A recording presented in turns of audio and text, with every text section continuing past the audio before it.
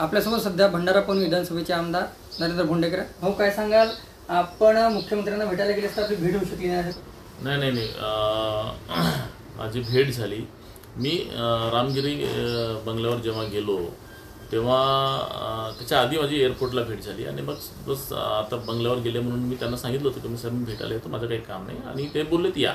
त्याच्यानंतर गेटवरती गेल्यानंतर त्यांचे नवीन PI वगैरे होते. त्यांनी म्हटलं का बा साहेबांना आराम करतायत तर कोणालाच भेटायला सांगितलं नाही. तर म्हटलं ठीक आहे.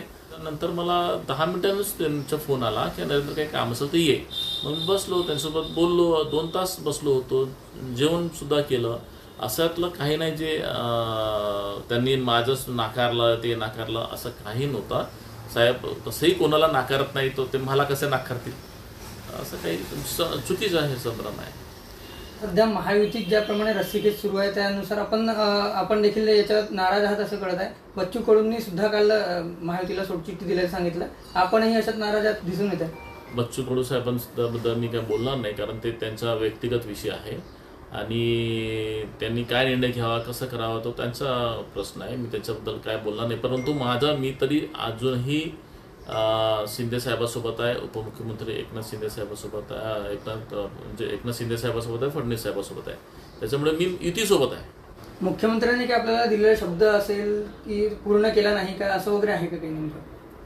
मुख्यमंत्रीने दिलेले शब्द नक्कीच ते पूर्ण करतील, कारण निधी तर बरंच दिलेला आहे. परंतु जे एक पाऊल समोर जायला पाहिजे ते जे काही आहे, तिकीट असेल किंवा जे काही आहे मग तो जिल्ह्याला शोभेल असा पद्धती अपेक्षा आहे. आपल्याला काही शब्द दिला होता की मंत्रिपद मिळेल. आता ही सध्या आता निवडणुकीच्या जवळ आलेल्या आता मंत्रिपद बोलून मागून काही होणार नाही. आता चांगलं हे शेवटच्या 15 दिवसामध्ये 20 दिवसामध्ये किती चांगलं काम मतदारसंघासाठी करता येईल त्याच्याकडे फोकस आमचा आहे. काल भंडाऱ्यात उबाठाच्या किशोरी पेडणेकर आल्या, त्यांनी आपल्यावर विविध अनुषंगाने टीका केलेली आहे. हो, मी पण बघितला. ते बोललेत का बा नाकारलं, तर हे नाकारलं वगैरे नाही. साहेबांनी मला बोलवलं, 2 तास बसलो. त्यांना माहिती नसेल, अर्धवट माहिती घेतात. किशोरीताई तुम्हाला काही माहिती नसतात, तुम्ही काय बोलता, नाकारलं, गद्दार आहे, तुम्ही मला तिकीट दिली. ज्यावेळेस 19मध्ये आम्ही तिकीट मागत होतो, फोन करत होतो, तेव्हा तुम्ही कुठे लपले होते, कुठे दडले होते? एकही पूर्व विदर्भामध्ये जे आमदार होते, जिल्हा प्रमुख होते, त्यांचे फोन उचलत नव्हते तुम्ही. उद्धव साहेबांनी फोन उचलत नव्हते. आणि BJPनं म्हटलं की राजुराची जे चंद्रपूरचे जे पडूस निवडून येऊ शकत नाही तसे सीट तुम्हाला दिलं, तुम्ही ते घेतले. तुम्ही पूर्ण पूर्व विदर्भाची शिवसेना भाजपला गहाण ठेवलं होतं. त्यावेळेस आठवत नव्हतं का शिवसैनिक पदाधिकारी? आणि आम्ही आमच्या भरोश्यावर निवडून आलो. अपक्ष निवडून आल्यानंतर आम्हाला आमची प्रायोरिटी असते की मतदारसंघाचा विकास करण्यासाठी जे सत्ता असेल त्यांच्यासोबत जायचा. आणि सत्ता सोबत राहायला नाही, काम नाही आणलं तर लोकांना आम्ही न्याय कसं देणार? पक्षाच्या सिम्बॉलवर तुमच्या आलो का आम्ही? तुम्ही आम्हाला तिकीट दिली का? तुम्ही बोलताना वेळेस तुम्हाला काही थोडंसं तरी वाटायला पाहिजे की बा आपण काय बोलतोय. आपण काही इतकं खोटं बोलता आणि रेटून बोलता. तुम्हाला थोडंसं तरी काहीतरी ठेवा आणि बोला. कोणाबद्दल बोलता, काय बोलताय? तुमचा अधिकार नाही आमच्याबद्दल बोलायचा. आम्ही तुमच्या तिकीटवरती निवडून आलो नाही. तुम्ही पहिले तिकीट देत चला.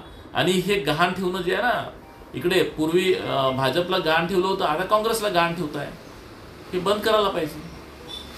शिवसेना उबाठाच्या जिल्हा प्रमुखांनी जे रेहपाडे आहेत त्यांनी प्रभू श्रीरामाच्या मूर्तीवर आक्षेप घेतला. एकीकडे हिंदुत्ववादी असल्याचं उद्धव साहेब सांगतात आणि अशात जे आहे त्यांनी आता प्रभू श्रीरामाच्या नवनिर्माणाधीन भंडाराची मूर्ती आहे त्याच्यावर आक्षेप घेतलाय का तांत्रिक बाबीला घेऊन? हो, मी पण ते बघितलं आहे. मला सुद्धा ते दुर्दैवी वाटते की आम्ही जेव्हा शिवसेनेत गेलो तेव्हा फक्त हिंदू हृदय सम्राट बाळासाहेब ठाकरे, आता सुद्धा आम्ही भाषणांमध्ये हिंदू हृदय बाळासाहेब ठाकरेचं नाव घेतो, कारण त्यांचे जे कट्टर हिंदुत्ववादी विचाराचा आम्ही समर्थन करतोय. आणि त्यांचे चिरंजीव उद्धवसाहेब ठाकरे हे आता एक पक्षनेते आहेत आणि त्यांचा जिल्हा प्रमुख प्रभू श्री रामाच्या मूर्तीचा विरोध करतोय, त्यांचा निवेदन देतोय, प्रेस कॉन्फरन्स घेतोय. खरं तर मला हेच आश्चर्य वाटते की उद्धव साहेबांनी हिंदुत्व सोडलं का? अरे, ज्या प्रभू श्री रामाचा तुम्ही विरोध करता, तुमचा जिल्हा प्रमुख विरोध करते, तुम्ही पक्ष घेऊन चालले कुठं? आणि आता हे खरंच हे आता क्लिअर झालं. आता लपलं नाही. तुम्ही किती फोकनाळे मारा, मोठ्या मोठ्या भाषणं मारा, परंतु हे जे प्रभू श्रीरामाच्या मूर्तीचा तुम्ही विरोध करताय ना, याच्यावरून क्लिअर दिसते की तुम्ही आता हिंदुत्व विचाराचे राहिले नाही आहेत. तुमचा दाखवायचं वेगळं आणि करायचं वेगळं हे आता तुमचं जनतेसमोर स्पष्ट झालेलं आहे. हे जनता तुम्हाला कधीच माफ करणार नाही. सध्या आता महायुतीत सगळीकडे रस्सीखेच पाहायला मिळत आहे. भंडाऱ्यातही आपली जरी दावेदारी असली शिवसेनेची, तरी सुद्धा बीजेपी असो किंवा एनसीपी असो, ते सुद्धा प्रयत्न करतात. त्यामुळे कुठेतरी निवडणुकीच्या तोंडावर भाजप महायुतीतील घटक पक्षांना वेगळं पाडणार का काय, असं चिन्ह पाहायला मिळतात. काय सांगाल आपण? नाही, प्रत्येकाचा अधिकार आहे तो आपली आपली सीट मागायचा. आता ते निर्णय घेण्याचा अधिकार सगळं वरिष्ठ लोकांचा असतात. CM आणि DCM साहेब आहेत. आणि मी मुद्दाम पहिले सांगून देतो की मी काही सीट ना BJPला मागितले आहे ना शिवसेनेला मागितले आहे.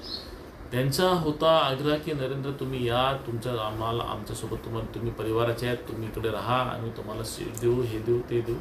परंतु ठीक आहे, त्यांनी जर समजा परिस्थिती पाहून जर त्यांनी आपल्या एखाद्या कार्यकर्त्याला तिकीट देत असेल तर माझा त्याच्यात पण विरोध राहणार नाही. मी जसं आहो तसं आहेच.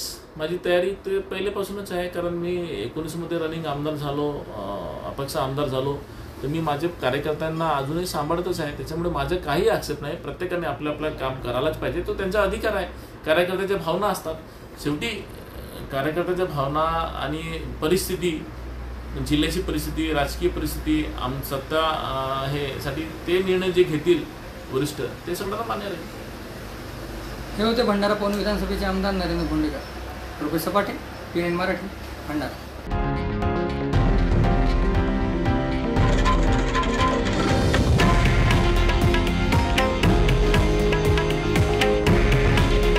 हे आहे देशातील नंबर 1 न्यूज नेटवर्क आणि आपण पाहत आहात TV9 मराठी. काळजी तुमची, हित महाराष्ट्राचं.